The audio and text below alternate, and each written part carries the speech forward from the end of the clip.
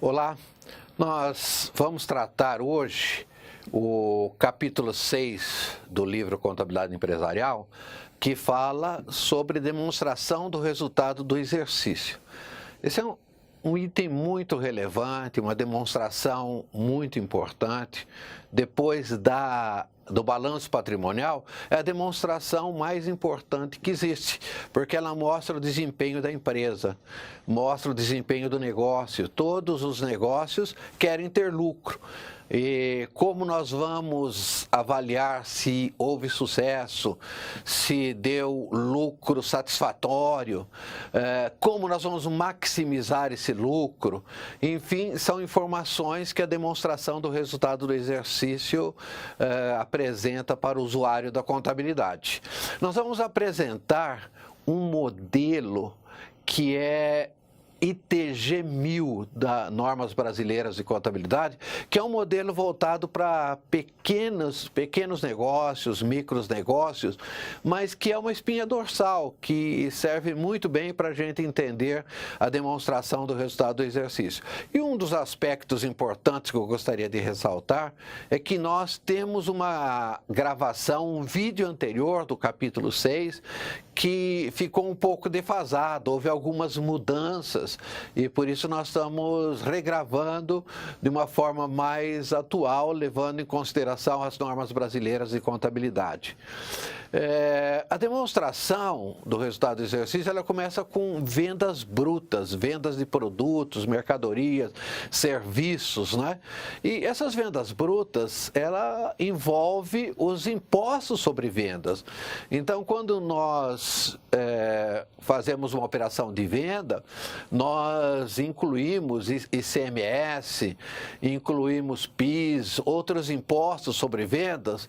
Então, realmente, esse valor não é relevante como nós vamos chegar na receita líquida, que são as receitas sem os impostos sobre vendas. Esses impostos indiretos que no Brasil acrescem significativamente os valores de vendas, né? Então, das vendas brutas, nós temos as deduções dos tributos.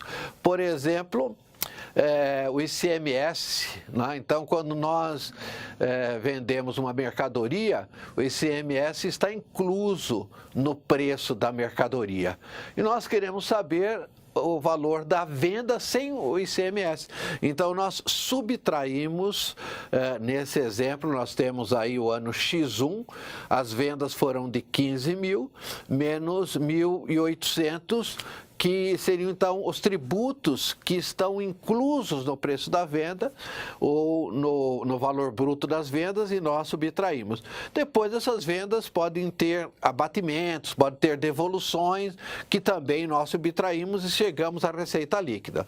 Depois da receita líquida, nós temos os custos das vendas, os custos dos produtos vendidos, se for no caso da indústria, de mercadorias vendidas, se for no caso de comércio, de serviços prestados, se for empresas prestadoras de serviços, né? E aí nós temos o lucro bruto, que é a primeira apuração.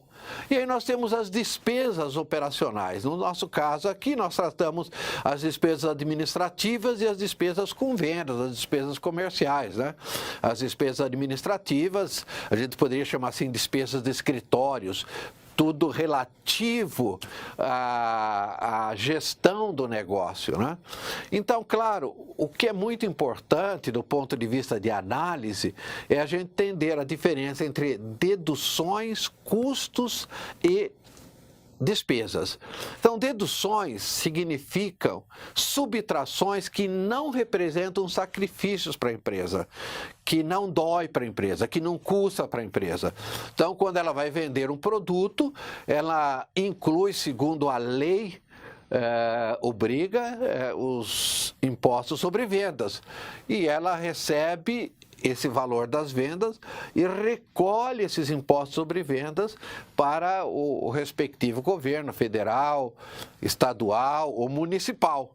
Então, ela é um veículo, é um instrumento, não é? Então, isso não é custo, não é sacrifício para a empresa. Agora, os custos, sim, evidentemente, são sacrifícios, assim como as despesas. Os custos a gente pode levar em conta, vamos pensar numa indústria, todos os gastos de dentro da indústria. Então, nós temos, por exemplo, a mão de obra na indústria, nós temos a matéria-prima na indústria, né? No processo de fabricação, nós temos aqueles custos indiretos, né? Por exemplo, depreciação de máquinas, equipamentos, energia elétrica dentro da indústria, e aí nós temos o lucro. Por que a gente faz isso em contabilidade? Porque analisando o lucro bruto, nós vamos poder fazer uma gestão melhor dos custos. Por exemplo, se nós olharmos aí, a empresa teve um lucro bruto de 8 mil no ano X1. E no ano anterior, 5.600 de lucro bruto. Então, significa que se você quiser saber a margem bruta de lucro, você vai dividir o lucro bruto pelo produto das vendas, pode ser vendas líquidas ou vendas brutas. No nosso caso, vamos fazer sobre vendas brutas. Nós vamos ver que a margem bruta de lucro caiu em X0, se nós dividimos 5.600 por 10 mil, daria 56% de margem bruta. Se nós dividirmos no ano X1 8 mil por 15 mil, nós vamos ter, então, em torno de 53%. Então, caiu a margem bruta de lucro. Por que caiu? Porque os custos aumentaram numa proporção maior do que vendas. Vocês podem reparar que as vendas tiveram um acréscimo de 50%, né, de 10 mil para 15 mil, e os custos tiveram um acréscimo superior a 50%. Então, para fins de gestão, nós vamos trabalhar nos custos. Quais são os custos que estão crescendo numa proporção maior do que as vendas, aonde houve um desequilíbrio nesse aspecto? Então, nós temos que considerar esse tipo de coisa, daí a importância.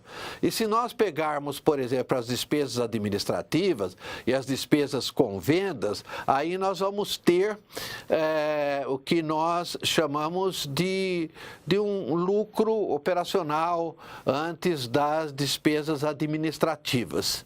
Então, no nosso caso, nós vamos observar, por exemplo, em despesas administrativas, que houve um crescimento, veja que interessante, de 1.000 para 2.000. Então, houve um crescimento de praticamente 100%, e as vendas cresceram só 50%, né? As despesas de vendas, já houve um crescimento também bastante relevante, né? E isso vai certamente reduzir o lucro seguinte. Então, isso propicia uma análise mais interessante. Então, agora nós vamos passar para o lucro operacional. Vamos dar um avanço aí nos nossos números, né? Então, o lucro operacional também teve uma queda do ano X0 para o ano X1. Então, como nós observamos, curiosamente, o lucro operacional caiu de 3.400 para 3.000. Por quê? Porque nós tivemos um crescimento de custos, como vimos, daí o lucro operacional teria certamente que reduzir, né? Mas mais do que isso, as despesas operacionais aumentaram numa proporção muito maior do que o crescimento das vendas.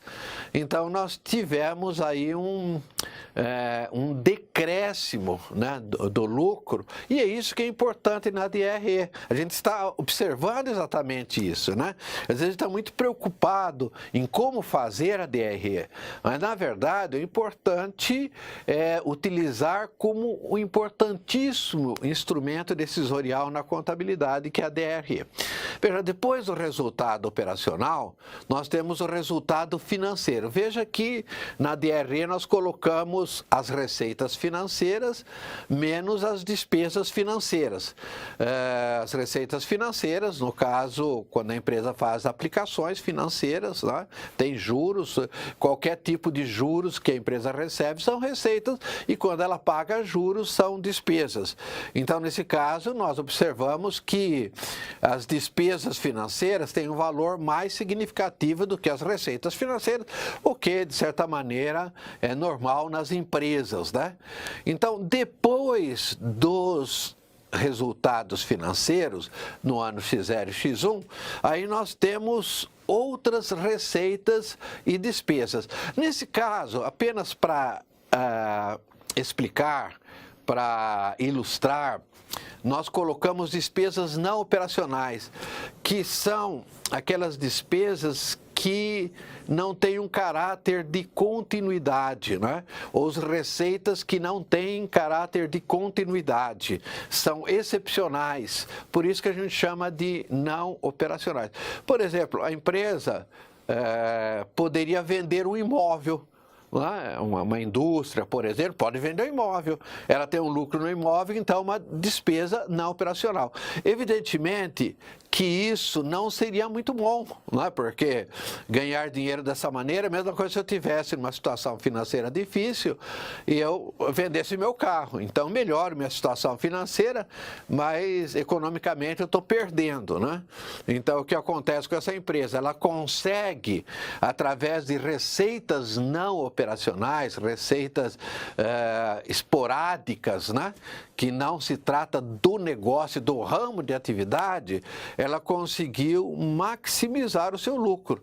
Ou seja, os resultados antes das despesas com tributos, com imposto de renda, com contribuição social, a gente observa então que esse lucro novamente aumentou de 2.500 para 3.800, uma vez que no resultado operacional havia diminuído, aí como se fosse feito um mecanismo para apresentar uma imagem mais positiva, né?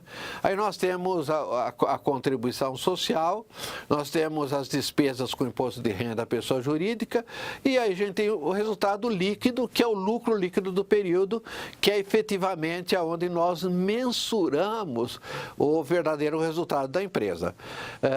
Dois aspectos a serem considerados: normalmente, depois desse lucro, poderia existir ainda uma participação de empregados, participação de administradores, né? Isso é comum em muitas empresas, né? Aí vai diminuir ainda mais o resultado líquido. E outro aspecto, o importante é a gente considerar a margem de lucro líquida nesse caso, é dividir o lucro líquido pela receita bruta ou receita líquida, não importa.